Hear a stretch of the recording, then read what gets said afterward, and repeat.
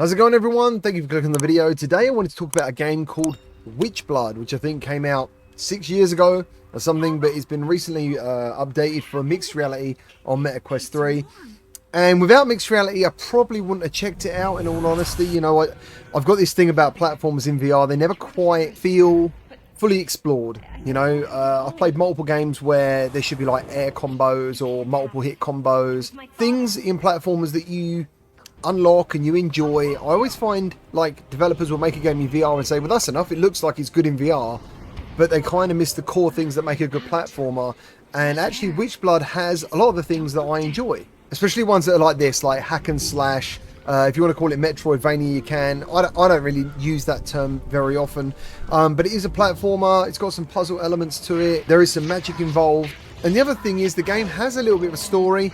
I didn't care about it too much, but you are avenging your father's death and you've got to kill the guy who basically killed your dad. So that was pretty cool. You know, there's a reason to play and there's plenty of unlockables. I've come away actually really impressed, and I went in very skeptical, because when you start the game, and this is throughout, the character's quite wooden, unfortunately. Like the animations do look a little bit dated.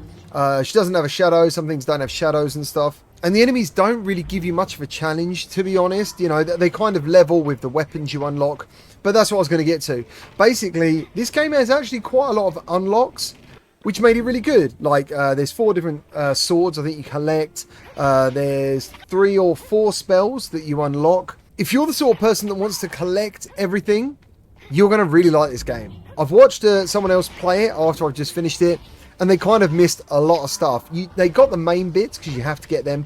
But if you want to like bring your health up to like 5 or 6 hearts and your potions up to like 5 or 6, so you can use those magic spells over and over again, this game's actually really good. I've really enjoyed it. I think the gameplay for most people, if you just sat there solidly and played it, it's probably 3 to 4 hours. Obviously that depends on play styles and stuff. What you can do is split between virtual reality and mixed reality, and I didn't spot this first of all, but if you go into virtual reality, it then shows you like a map of where you've been and where you know, and where you haven't been, which I thought was pretty cool.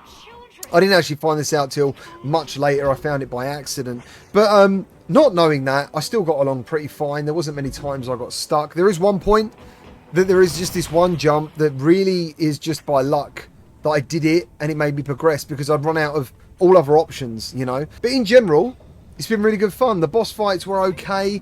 I mean, as someone who's played Dead Cells and games like that, it's not of that quality, but it is good. You know, I can't think of any music that really mattered, but the voice acting was okay. The animations, aside from like the character looking a little bit stiff, it's good. It's good. I'm really surprised how much I've enjoyed it today.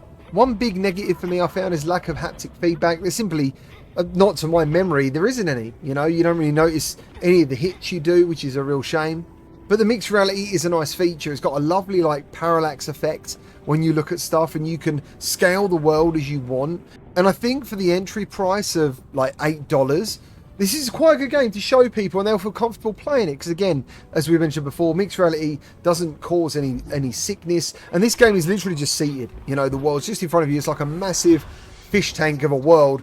And it's even got bits of the game that come out into your space. So overall, it was just a quick video. I've had a great time this afternoon, and for $8, I would recommend it. It's good fun. Thank you for watching.